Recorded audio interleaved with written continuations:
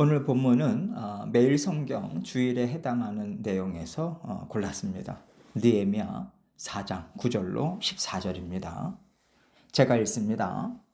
우리가 우리 하나님께 기도하며 그들로 말미암아 파수꾼을 두어 주야로 방비하는데 유다 사람들은 이르기를 흙무더기가 아직도 많거늘 짐을 나르는 자의 힘이 다 빠졌으니 우리가 성을 건축하지 못하리라 하고, 우리의 원수들은 이르기를 그들이 알지 못하고 보지 못하는 사이에 우리가 그들 가운데 달려 들어가서 살육하여 역사를 그치게 하리라 하고, 그 원수들의 근처에 거주하는 유다 사람들도 그 각처에서 와서 10번이나 우리에게 말하기를 너희가 우리에게로 와야 하리라 하기로, 내가 성벽 뒤에 낮고 넓은 곳에 백성이 그들의 종족을 따라 칼과 창과 활을 가지고 서 있게 하고, 내가 돌아본 후에 일어나서 귀족들과 민장들과 남은 백성에게 말하기를 너희는 그들을 두려워하지 말고 지극히 크시고 두려우신 주를 기억하고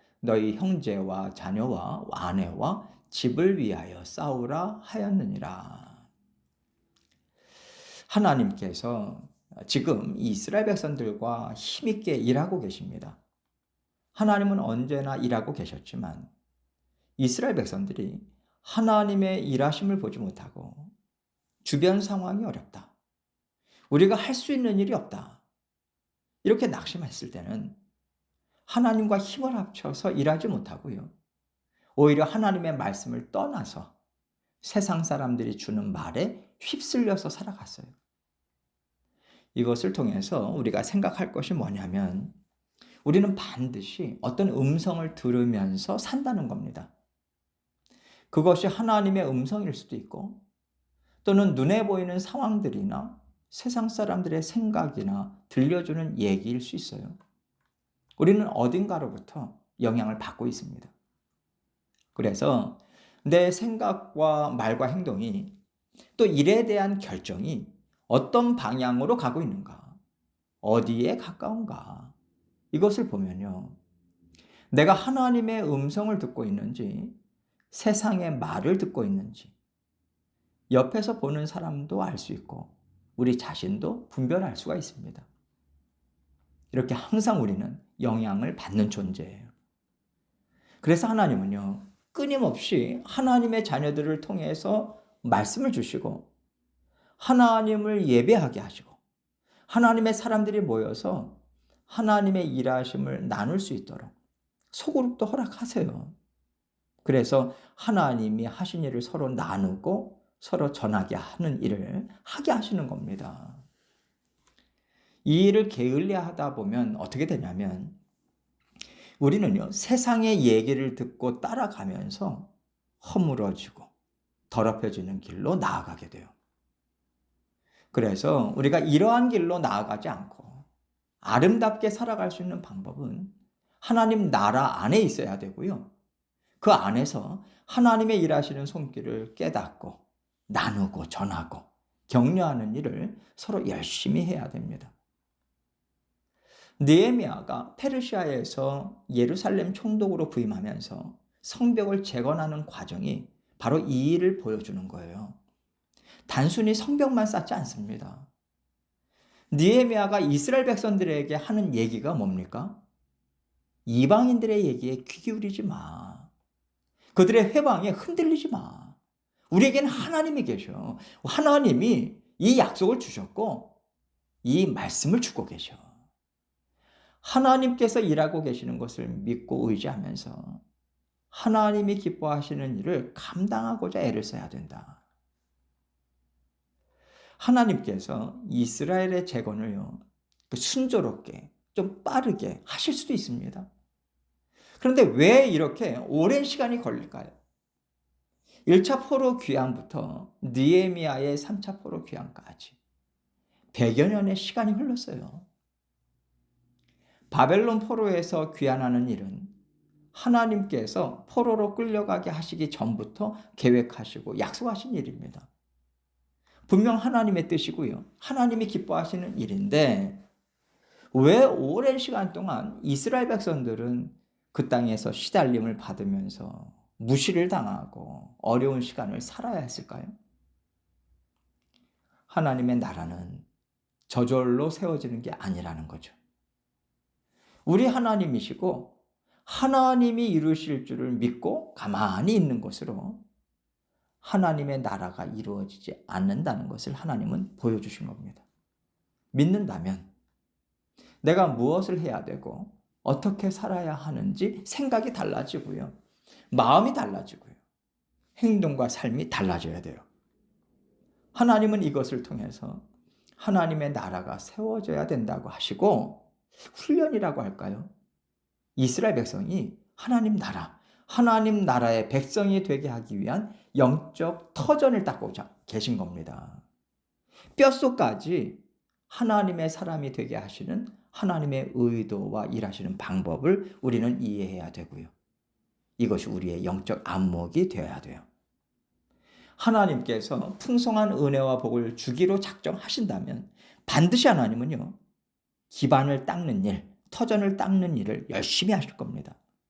뼛속까지 하나님의 이름을 새기는 일을 하실 거예요. 이것을 현실적으로 보여주는 것이 오늘 본문 말씀입니다. 본문 9절을 보겠습니다. 우리가 우리 하나님께 기도하며 그들로 말미암아 파수꾼을 두어 주야로 방비하는데, 지금 어떤 상황이냐면 느헤미야는 그 예루살렘 성읍 동서남북 사방을 구역별로 나눠요. 그리고 동시에 예루살렘 성벽을 쌓게 했어요. 그러다 보니까 진전이 굉장히 빨랐습니다. 성벽이 다 이어졌고요. 높이도 어느새 중간 정도까지 올라갔어요. 그러니까 이방인들 쪽에서 난리가 난 거예요. 본격적으로 그들이 회방을 놓기 시작하는데 먼저 영적으로 마음을 뒤흔들고 낙심시키는 일을 합니다. 오늘 본문 전에 이제 7절과 8절을 보면요. 산발랏, 사마리아 사람이죠. 도비야, 아라비아 사람들, 암몬 사람들, 아스돗 사람들, 예루살렘 주변의 사방, 동서남북에 둘러싸여 있는 이 이방인들이요, 집결하고 있어요. 예루살렘을 포위하고 있단 말이죠. 그들은요, 저들이 알지 못하는 때에 쳐들어갈 거야. 저 성벽 허물어 버릴 거야. 저들을 다 죽여버릴 거야. 이런 식으로 두려움을 주는 거죠. 그러자 우리가 우리 하나님께 기도하며, 느헤미야는요, 우리 하나님께 함께 기도하자. 하나님께서 우리의 울타리가 되시고 성벽이 되시고 방패가 되어 주실 것이다. 이것을 믿는 믿음으로 함께 하나님께 기도로 나아가는 거예요. 기도는요, 우리의 마음과 영과 생각을 하나님께 붙잡아 매는 것입니다. 그렇게 하나님과 연결된 시간을 통해서 하나님은 지혜 주세요. 힘도 공급해 주십니다. 그리고 주시는 지혜로 우리가 하나님의 인도하심을 따를 수 있도록 하나님은 도우시죠. 느헤미야는요, 파수꾼을 두어 주야로 방비하게 해요. 하나님께서 적극적으로 방비하고 경계하도록 인도해 주시는 거죠. 주로 잠을 잘 때 적들이 공격하기가 쉬우니까 밤에도 창과 방패와 칼을 들고 방비하게 합니다. 이렇게 영적으로, 육적으로 할 수 있는 한 최선을 다하는 모습을 볼 수 있어요. 10절로 12절입니다.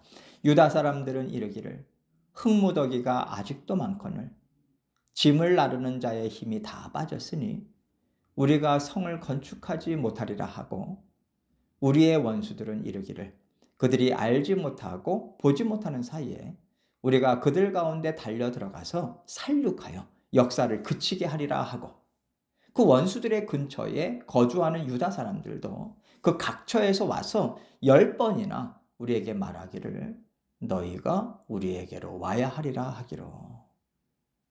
이 말씀은요, 영적인 공격과 육적인 공격으로 인해서 어떻게 사람들의 그 마음이 움직이고 또 반응하는지 자세히 보여주고 있어요. 지금까지 믿음을 갖고 최선을 다해서 성벽을 쌓아오던 사람들도요, 흔들리는 거예요. 할 일이 태산이다. 아직도 멀었어. 이런 생각이 드는 거죠. 사실 이미 성벽은요, 이어졌어요. 빠른 시간 안에 성벽의 절반을 쌓아 올렸다라고 하는 것은요, 굉장한 거거든요. 이제 얼마 안 남았어. 그러면서 힘을 더 낼 수 있는데 밖에서 들려오는 소리에 이미 영향을 받았거든요. 성벽이 허물어져 있으면 흙더미를 긁어내고 새롭게 쌓아가야 하니까 이를 이중으로 하는 것은 힘든 건 사실입니다. 그러나 하나님의 음성을 듣고 마음을 합쳤을 때는 문제가 아니었어요. 그런데 이제는 그 일이 너무 크게 보이는 거죠. 부담스러워요. 이건 감당할 수가 없어. 이젠 지쳤어. 못하겠어. 이런 쪽으로 마음이 흘러가고 있는 거죠. 또 한 가지 들려오는 소식이 뭐냐면 이방인들이 쳐들어와서 우리를 죽이고 성벽을 무너뜨려서 이를 다 허사로 만들어 버리겠다라고 하는 거예요. 이로 인해서 백성들이 두려운 마음이 이렇게 드는데 거기다가 그 일하던 사람들, 성벽을 쌓던 사람들의 가족, 친척들이 이제 오는 거예요. 와서는 너 거기 위험하니까 빨리 집으로 돌아와라. 이방인들이 공격한다고 난리야. 모든 준비를 다 끝냈다니까? 거기서 빨리 나와서 집으로 돌아와. 이런 얘기를 하고 있는 거예요. 13절로 14절입니다. 내가 성벽 뒤에 낮고 넓은 곳에 백성이 그들의 종족을 따라 칼과 창과 활을 가지고 서 있게 하고 내가 돌아본 후에 일어나서 귀족들과 민장들과 남은 백성에게 말하기를 너희는 그들을 두려워하지 말고 지극히 크시고 두려우신 주를 기억하고 너희 형제와 자녀와 아내와 집을 위하여 싸우라 하였느니라. 느헤미야는 이방인들이 쳐들어오겠다고 한다. 죽이러 오겠다고 한다. 이 말을요 무시하지 않아요. 얼마든지 그럴 수 있고 지금까지 그래왔던 사람들이거든요. 그래서 민병대를 조직해서 성벽 뒤에 낮고 넓은 곳, 즉 적들이 침입하려고 군사들을 집결시키기에 좋은 곳에 칼과 창과 활을 가지고 지키게 한 겁니다. 느헤미야는요, 우리는 싸울 준비가 되어 있어. 쉽게 당하지 않아. 이것을 보여주는 거죠. 동시에 이스라엘 백성들에게는 침입하려는 이방인들을 두려워하지 말아라. 하나님이 어떤 분인지를 기억하면서 힘써 싸워라. 격려하고 있어요. 느헤미야는 기도하면 된다. 하나님이 지키시는데 왜 두려워하는가? 이것으로 그치지 않아요. 할 수 있는 일을 하는 거예요. 하나님께서 때로는 너희는 잠잠히 내가 하는 일을 봐라 하시고 홍해 앞에서 아무것도 할 수 없는 이스라엘 백성들을 마른 땅으로 건너가게 하시는 일을 하게도 하십니다. 또 때로는요, 가나안 땅을 정복할 때처럼 너희가 직접 나가서 싸우라고 하실 때도 있어요. 하나님의 하나님 되심을 눈으로 보고 실질적으로 두려움과 싸워 이겨나가는 힘주기를 원하실 때가 있다는 거죠. 하나님께서 영적 군사들로 우리를 훈련시키지 않으신 적이 없으십니다. 잠잠히 홍해가 갈라지는 것을 보고 그 현장을 발로 밟는 것도 영적 군사로 훈련시키시는 거예요. 두려운 상황에 뛰어들고 그 가운데서 하나님의 길을 내시는 것을 눈으로 목도하고 체험하면서 믿음으로 한 걸음 한 걸음 내딛게도 하세요. 이런 과정 가운데 세상을 보는 우리의 안목이 달라지게 됩니다. 하나님이 주시는 말씀으로 분별하고자 애쓰고요. 이것은 하나님이 주시는 마음으로 담대하게 싸워나가야 되는 영역이야. 이것은 내가 이기고 다스려야 되는 영역이야. 또는 이것은 내가 내버려야 되는 영역이야. 이런 안목으로 세상을 보게 되죠. 하나님께서 지금 이스라엘 백성들에게 이 훈련을 해오고 계신 거예요. 단순히 이스라엘 백성들이 나태하고 게을러서 이런 일을 오랫동안 당했다고만 볼 수는 없는 거죠. 우리가 살아가면서 개인의 문제가 있을 것이고요. 가정과 교회의 문제들이 있을 겁니다. 이것은 다 영적 군사들로 자라나라고 하나님께서 우리를 훈련시키고 계신 거예요. 이 훈련을 우리가 얼만큼 하나님과 한마음 한뜻돼서 잘 감당하느냐에 따라서 우리의 미래가 걸린 것이고 우리의 삶이 달려 있습니다. 이것을 늘 마음에 품으시고 날마다 싸워나가시는 저와 여러분이 되시기를 주님의 이름으로 축원합니다.